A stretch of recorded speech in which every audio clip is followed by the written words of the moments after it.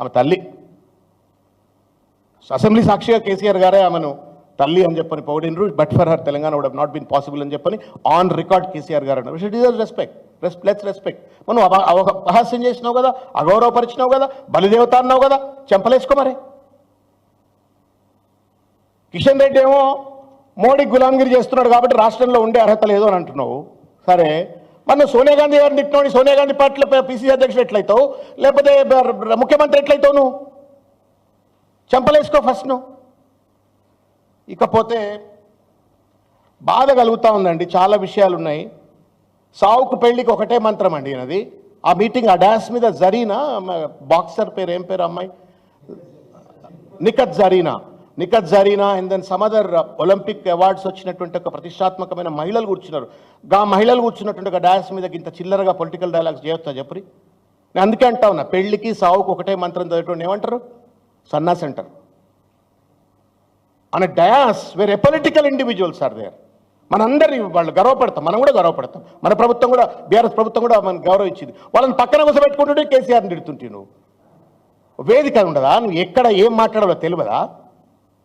ఈ పేపర్ చూడ్రి, ఈ పేపర్లో వచ్చిన వార్త, విజయోత్సవానికి రెడీ ఏడాదైనా గూడేదని చెప్పని 80 లక్షల అప్లికేషన్లు వచ్చినాయి. సిగ్గులేదు మాట్లాడటానికి. నువ్వు ఒక కిల్లు కట్టలేను నువ్వు రేవంత్ రెడ్డి. 11 నెలలు అయిపోయింది, 12 నెలలు అయిపోయింది, ఒక కిల్లు కట్టలేను. నీ లెక్క ప్రకారంగా 5 లక్షలు ఇల్లు ఈ పాటికి కట్టుండాల్సి ఉండే, 80 లక్షల అప్లికేషన్లు వచ్చినాయి. You never talked about it. రెండో ముఖ్యమైనటువంటి ఒక 2 విషయాలు మాట్లాడి నేను పోతలుసుకున్నా. తొక్కుకుంటా వచ్చినా అని చెప్పని మాట్లాడి, ఎవరిని దొక్కినావు నువ్వు?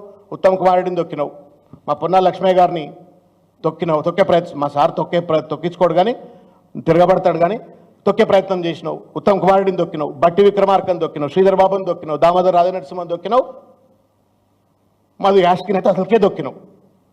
వాళ్ళని తొక్కుంటూ వచ్చినావు, వాళ్ళని దొక్కినావు నువ్వు. నేను ఒక్క విషయం చెప్పదలుచుకున్నాను రేవంత్ రెడ్డి గారికి, కాంగ్రెస్ పార్టీ కార్యకర్తలు కూడా దయచేసి వినాలని చెప్పి నేను కోరుతా ఉన్నా. నేను ఏదో తొక్కుంటూ వచ్చినా, నేను ముఖ్యమంత్రి అయినా అని చెప్పని మిడిసిపడతా ఉండు రేవంత్ రెడ్డి గారు, మిడత లెక్క. నువ్వు ముఖ్యమంత్రి అయిన దాని వెనుక అనేక మంది, లక్షల మంది కార్యకర్తల యొక్క కష్టం ఉంది, వాళ్ళ త్యాగం ఉంది, వాళ్ళ పోరాటం ఉంది. చేతికి జెండా పట్టుకొని తినకపోయినా 10 సంవత్సరాల అధికారం లేకపోతే కొట్లాడినరు. ఆ కొట్లాడిన ఫలితం అధికారంలోకి వస్తే నువ్వేదో పెద్ద కష్టపడి నీ పటేల్గిరితోటి అధికారం వచ్చిందని చెప్పని నీకు నువ్వు జబ్బలు దర్చుకుంటా, ఇర్రవీక్కుంటా కేసీఆర్ గారి పైన చిల్లర మాటలు మాట్లాడితే ఇది న్యాయం కాదు.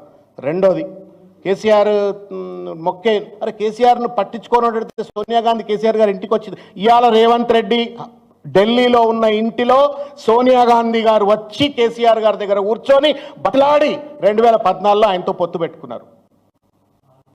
2004లో పొత్తు పెట్టుకున్నారు. ఎక్కడ పోయింది ఇదంతా? కాబట్టి ఇట్లా చిల్లర మాటలు మాట్లాడి దయచేసి రేవంత్ రెడ్డి గారు, యువర్ చీఫ్ మినిస్టర్, మీకు ఇష్టమున్నా ఇష్టం లేకపోయినా, మాకిష్టమున్నా మాకిష్టం లేకపోయినా మీరు ముఖ్యమంత్రి హోదాను అగౌరవపరచకండి. ఇచ్చిన వాగ్దానాలు అనేకం ఉన్నాయి.